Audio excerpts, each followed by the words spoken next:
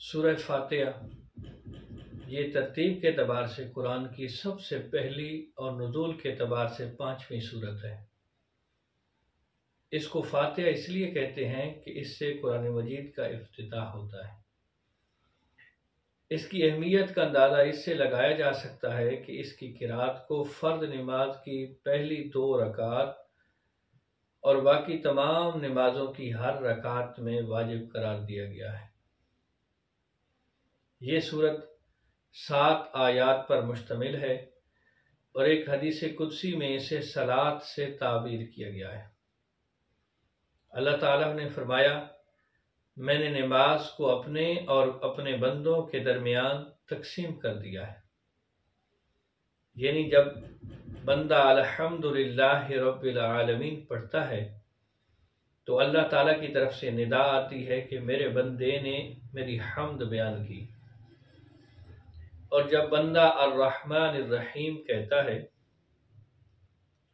تو اللہ تعالیٰ کی طرف سے ندا آتی ہے کہ میرے بندے نے میری ثنا کی،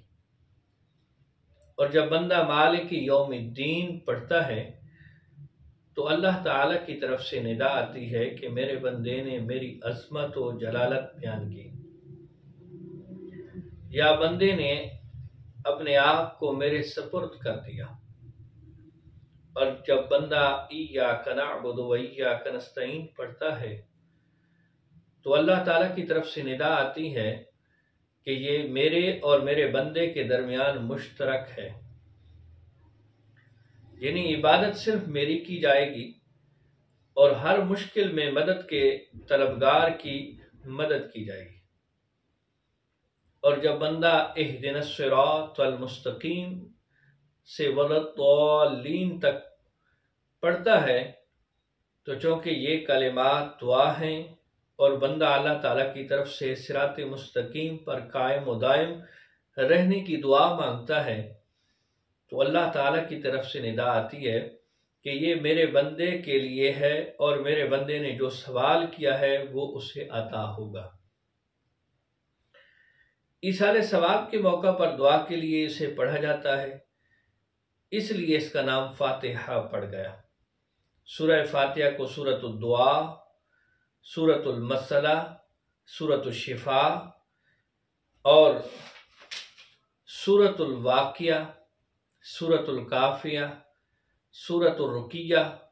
اور سورۃ الحمد کے ناموں سے موسوم کیا گیا ہے۔ اس میں اللہ تعالیٰ کی حمد و ثنا اور اس کی عظمت کا بیان ہے۔ اس امر کا بیان ہے کہ عبادت کی حقدار صرف اسی کی ذات پاک ہے اور بالذات صرف اسی سے مدد طلب کی جائے۔ اس میں اللہ کی بارگاہ سے دعا و التجا کے آداب بیان کیے گئے ہیں۔ اس میں اللہ تعالیٰ سے ہدایت کی دعا کی گئی ہے، اور ہدایت ہی وہ جامع لفظ ہے جو تمام انبیاء کی بعثت کا مقصد، ان کی تعلیمات اور تمام کتب سماویہ کا خلاصہ اور لب لباب ہے۔ اس لیے اسے قرآن مجید کا بھی خلاصہ قرار دیا گیا ہے۔ اس سے آگے سورہ بقرہ شروع ہوتی ہے۔ سورۃ البقرہ قرآن مجید میں ترتیب مصحف کے اعتبار سے دوسری، جبکہ ترتیب نزولی کے اعتبار سے 87 نمبر پر ہے۔ سورۃ البقرہ قرآن مجید کی سب سے طویل اور مدینہ منورہ میں سب سے پہلے نازل ہونے والی سورت ہے۔ اس سورت میں مسلمانوں کے انفرادی اور اجتماعی نظام حیات، عبادات، سیاسیات، معاشیات، اقتصادیات اور عمرانیات کے اصول اور احکام بیان فرمائے گئے ہیں۔ اس سورت میں ایک آیت ہے جس میں اللہ تعالیٰ کی ذات، اس کی وحدت اور اس کی اہم صفات کا بیان ہے، اور یہ آیت الکرسی ہے۔ سورۃ البقرہ کا نام بقرہ اس لیے رکھا گیا کہ اس سورت میں بقرہ یعنی گائے کا ذکر ہے۔ قرآن مجید کی تمام سورتوں کے نام توقیفی ہیں اور ادنیٰ مناسبت سے رکھے گئے۔ حدیث میں ہے، امام نسائی بھی روایت کرتے ہیں، حضرت ابی ہریرہ رضی اللہ تعالیٰ عنہ بیان کرتے ہیں کہ رسول کریم علیہ الصلوۃ والسلام نے فرمایا، اپنے گھروں کو قبرستان نہ بناؤ۔ شیطان اس گھر سے بھاگ جاتا ہے جس میں سورۃ البقرہ پڑھی جاتی ہے۔ حضرت حذیفہ رضی اللہ تعالیٰ عنہ بیان کرتے ہیں کہ رسول کریم علیہ السلام نے فرمایا، ہماری دوسرے لوگوں پر 3 وجہ سے فضیلت ہے۔ تمام روئے زمین کو ہمارے لیے مسجد بنا دی گئی ہے، اور اس کی مٹی ہمارے لیے ذریعہ طہارت بنا دی گئی ہے، اور ہماری صفیں فرشتوں کی صفوں کی طرح ہیں، اور ہم کو یہ آیات دی گئی ہیں۔ سورہ بقرہ کی آخری آیات عرش کے نیچے سے نازل ہوئی ہیں، جو مجھ سے پہلے کسی کو دی گئی ہیں اور نہ میرے بعد کسی کو دی جائیں گی۔ یہ سرکار کریم علیہ السلام کا فرمان علی شان۔ سورۃ البقرہ کی دوسری آیت میں یہ بتایا گیا ہے کہ اگر قرآن کی حقانیت کے دلائل پر کوئی ٹھنڈے دل سے غور کرے تو اس پر یہاں ہوگا کہ اس کتاب میں شک و شبہ کی گنجائش نہیں ہے۔ کفار و مشرکین مکہ قرآن کے کلام اللہ ہونے کا انکار کرتے تھے، اور یہ کہتے تھے کہ یہ نبی کریم علیہ السلام کا اپنا بنایا ہوا کلام ہے۔ چنانچہ سورہ بقرہ کی آیت نمبر 23 اور 24 میں ایسے تمام معاندین اور منکرین کو چیلنج کیا گیا کہ اگر تمہیں قرآن کے کلام اللہ ہونے میں شک ہے، تمہیں اپنی فصاحت و بلاغت پر بڑا داد ہے، تو تم سب مل کر اس جیسا کلام بنا کر لے آؤ، اور تاریخ میں ایسا کوئی حوالہ نہیں ہے کہ قرآن کی اس چیلنج کو قبول کیا گیا ہو۔ چنانچہ قرآن نے فیصلہ کن انداز میں اعلان کیا کہ تم یہ کام ہرگز نہ کر سکو گے، اور وہ نہ کر سکے۔ آیت نمبر 3 تا 5 میں مومنین کی صفات: ایمان بالغیب، اقامت صلاۃ، انفاق فی سبیل اللہ، کتاب الہیہ پر ایمان، اور آخرت پر ایمان کا ذکر ہے۔ آیت نمبر 5 اور 6 میں ان لوگوں کا ذکر ہے جن کا کفر ظاہر اور عیاں ہے، اور وہ اپنے کفر کو چھپاتے نہیں ہیں، اور اپنی سرکشی میں اس حد تک آگے جا چکے ہیں کہ اب ان کا ہدایت پانا عملاً ناممکن ہے۔ ان کی سرکشی اس حد تک پہنچ چکی ہے کہ ان کے دل و دماغ قبول حق کی صلاحیت سے معروم ہو چکے ہیں۔ ان پر ابدی شقاوت اور بدبختی کی مہر لگ چکی ہے۔ آیت نمبر 8 سے 20 میں، یعنی 8 سے 20 تک میں منافقین کا ذکر ہے۔ یہ انسانیت کا وہ طبقہ ہے جن کے ظاہر و باطن میں تضاد ہے، دنیاوی مفاد کے لیے ایمان کا دعویٰ کرتے ہیں لیکن دل ایمان سے خالی ہیں۔ اللہ تعالی نے ان کی اس کیفیت کو ایک سے زائد مثالوں کے ذریعے بیان فرمایا ہے، اور یہ بھی کہ اپنی دانست میں یہ اللہ تعالیٰ کی ذات اور مومنوں کو فریب دے رہی ہے، لیکن دراصل یہ ان کی خود فریبی ہے، اور اس کا وبال انہی پر آئے گا۔ آیت نمبر 21 اور 22 میں توحید کی دعوت اور شرک سے بعد رہنے کا حکم دیا گیا ہے۔ اللہ تعالیٰ کی مختلف نعمتوں کا ذکر کر کے بتایا گیا ہے کہ نعمتیں عطا کرنے والی ذات اللہ تعالیٰ کی ہے، وہی حیات دینے والا ہے اور وہی موت دینے والا ہے، آخرکار سب کو اسی کی عدالت میں جانا ہے۔ آیت نمبر 23 اور 24 میں قرآن کے بالمثل کتاب ہونے اور لوگوں کے مثل لانے سے عجز کا بیان ہے۔ قرآن کا یہ اسلوب ہے کہ بعض اموروں کو مثال کے ذریعے اپنے مخاطبین کو ذہن نشین کرانا چاہتا ہے۔ اس لیے آیت نمبر 26 میں بتایا گیا کہ کسی چیز کا چھوٹا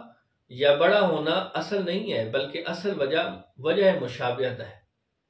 آیت نمبر 30 سے 39 میں ہے،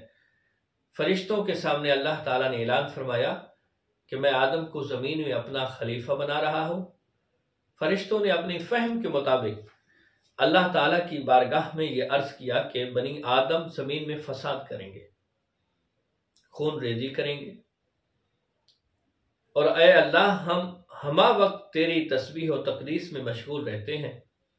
اللہ تعالیٰ نے فرمایا میں جن اسرار اور حکمتوں کو جانتا ہوں تم نہیں جانتے۔ اور پھر نعمت علم کے ذریعے حضرت آدم علیہ السلام کی فضیلت اور برتری کو فرشتوں پر ثابت کیا۔ پھر فرشتوں کو حکم ہوا کہ آدم علیہ السلام کو سجدہ کرو، اور ابلیس لعین کے سوا تمام ملائک نے حکم ربانی کی بلا چون و چرا تعمیل کی۔ یہ سجدہ عبادت کا نہیں تھا بلکہ سجدہ تعظیمی تھا، جیسا کہ یوسف علیہ السلام کے واقعے میں ذکر ہے،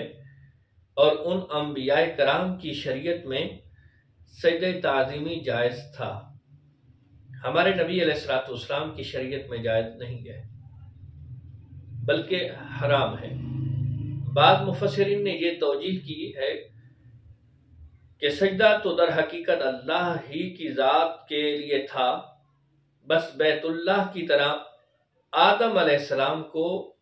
جہت سجدہ بنایا گیا تھا، اور یہ ان کی تعظیم کی علامت تھی، جیسے بیت اللہ جہت سجدہ ہونے کی وجہ سے عظیم ہے۔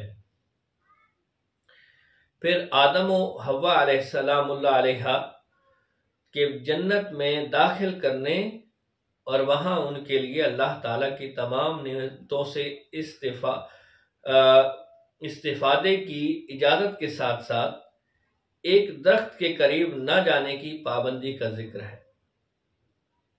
اسی کے ساتھ ابلیس لعین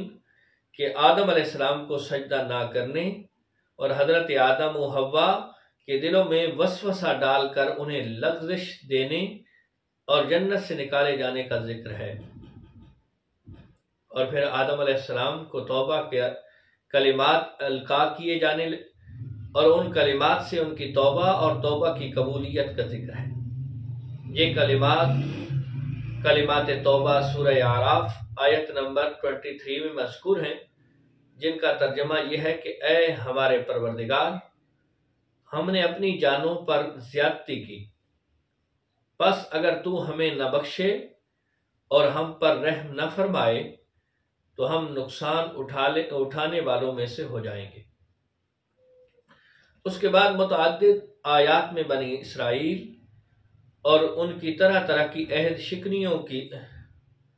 ان پر مختلف انعامات اور ان کی سرکشی کے مختلف انداز بیان کیے گئے۔ پہلے تو اللہ تعالیٰ نے ان پر نازل کی گئی اپنی نعمتوں کا ذکر فرمایا، جو یہ ہیں فرعون اور فرعونیت کے تسلط اور نسل کشی سے نجات دلانا، ان کے لیے سمندر کو پاٹ کر وادی سینا میں پہنچانا، وادی سینا میں ان پر طویل عرصے تک بادلوں کا سایہ فگن ہونا، من و سلوہ کی صورت میں تیار خان نعمت کا نازل کرنا، چٹان پر عصائے موسیٰ کی ضرب سے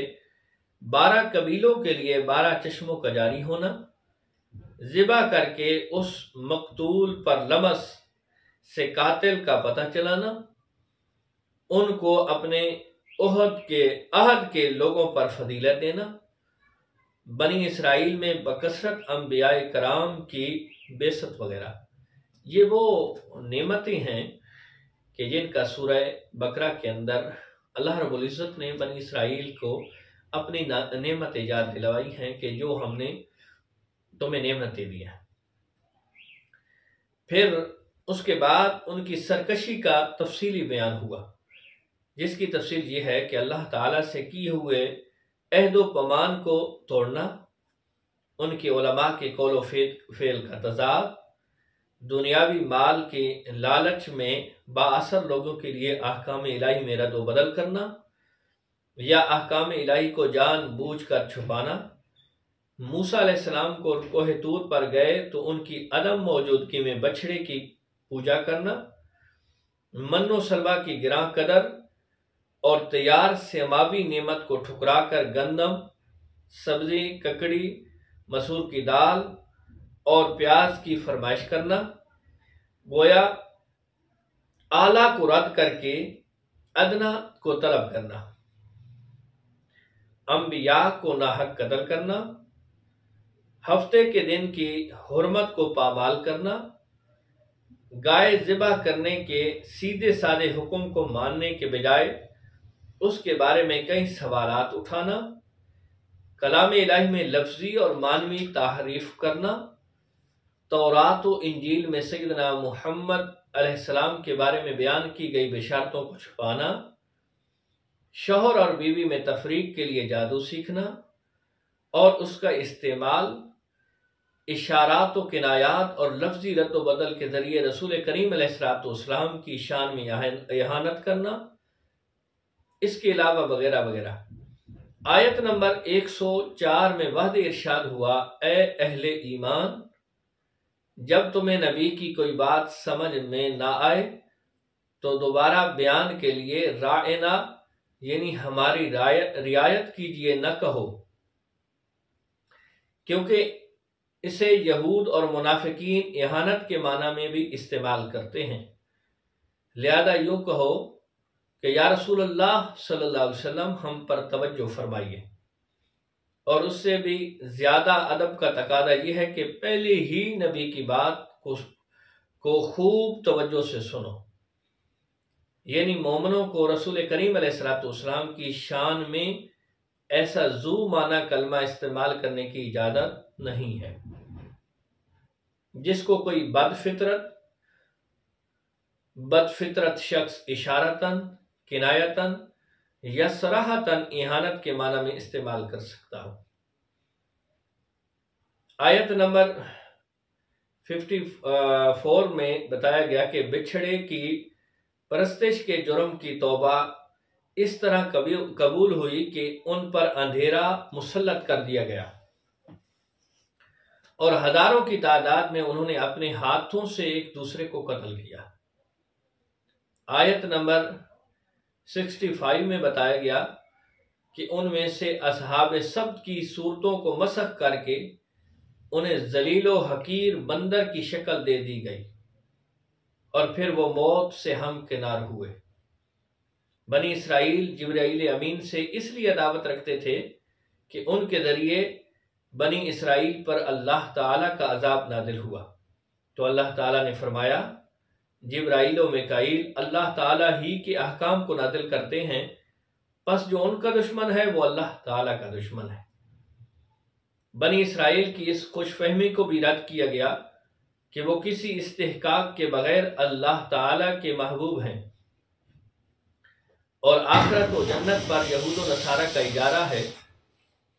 اہل ایمان کو یہ بتایا گیا کہ جب تک تم یہود و نصارہ کی خواہشات کی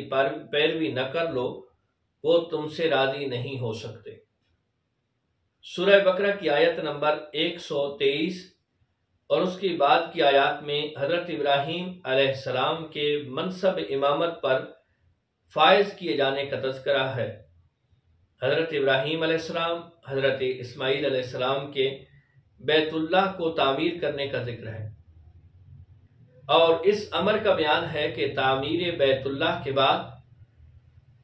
انہوں نے اللہ تعالیٰ کی بارگاہ میں یہ دعا کی کہ اے ہمارے رب، ان اہل مکہ میں انہی میں سے ایک عظیم رسول کو مبعوث فرما جو ان لوگوں پر تیری آیات کی تلاوت کرے اور ان کو کتاب و حکمت کی تعلیم دے اور ان کے نفوس کی اصلاح کرے۔ اس لیے رسول کریم علیہ السلام فرماتے تھے کہ میں حضرت عیسیٰ علیہ السلام کی بشارت اور حضرت ابراہیم علیہ السلام کی دعا کا ثمر ہوں۔ اس کے بعد اس صورت میں اولاد ابراہیم حضرت اسماعیل علیہ السلام، حضرت اسحاق علیہ السلام، حضرت یعقوب علیہ السلام اور ان کی اولاد حضرت موسیٰ علیہ السلام اور حضرت عیسیٰ علیہ السلام اور اجمالی طور پر دیگر انبیاء کا ذکر ہے، اور یہ بھی کہ اہل ایمان سب انبیاء پر ایمان لاتے ہیں اور ایمان کے لانے میں رسولوں کے درمیان کوئی تفریق نہیں کرتے۔ اور یہ بھی ہے کہ حضرت ابراہیم علیہ السلام، حضرت اسحاق علیہ السلام، حضرت اسماعیل علیہ السلام، حضرت یعقوب علیہ السلام اور ان کی اولاد یہود و نصرانی نہیں تھے، بلکہ سب کے سب ایک ہی دین اسلام کے علم بردار اور دائی تھے۔ ان آیات میں یہ بھی بتایا گیا کہ مشرکین مکہ اور اہل کتاب رسول کریم علیہ السلام کی حقانیت کے روشن دلائل آنے کے باوجود اس لیے ان پر ایمان نہیں لاتے تھے کہ اللہ تعالیٰ نے رسالت کی نعمت عظمیٰ کے لیے ان کے بجائے سیدنا محمد علیہ السلام کو کیوں منتخب فرمایا ہے، یعنی ان کی طرف سے آپ علیہ السلام کی رسالت کا انکار کسی مقبول عذر، لا علمی، مضبوط شبہ یا حجت صحیحہ کی بنا پر نہیں تھا، بلکہ محض ضد، اناد اور ہٹ درمی کی بنا پر تھا، اور اس کا باطنی محرک ان کے دلوں میں حسد کا جذبہ تھا کہ اس نعمت کے لیے انہیں کیوں نہ چنا گیا۔ چنانچہ ان میں سے اگر کوئی تورات میں بیان کی گئی نبی کریم علیہ السلام کی علامات کو بیان کرتا تو یہود اس سے کہتے، کیا تم ان مسلمانوں کو وہ حق باتیں بتا دیتے ہو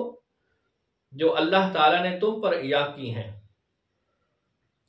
ان آیات میں یہ حقیقت بیان کر دی گئی ہے کہ وہ اس بعثت مصطفیٰ علیہ تحیت و ثنا سے پہلے اس نبی کریم علیہ السلام کے وسیلے سے کفار کے خلاف فتح کی دعا کرتے تھے، اور جب ان کے پاس وہ آ گئے جن کی وہ پہچان چکے تھے تو انہوں نے ان کے ساتھ کفر کیا۔ اللہ تعالیٰ نے فرمایا، اللہ تعالیٰ جسے چاہے اپنی رحمت کے ساتھ خاص کر دیتا ہے۔ ان آیات میں مشرکین مکہ اور اہل کتاب کے بے مقصد مطالبات کا ذکر ہے کہ اللہ تعالیٰ ہم سے کیوں نہیں کلام فرما لیتا، ہمارے لیے براہ راست کوئی نشانی کیوں نہیں آ جاتی، یا موسیٰ علیہ السلام سے بنی اسرائیل کا یہ مطالبہ کہ ہمیں کھلے عام اللہ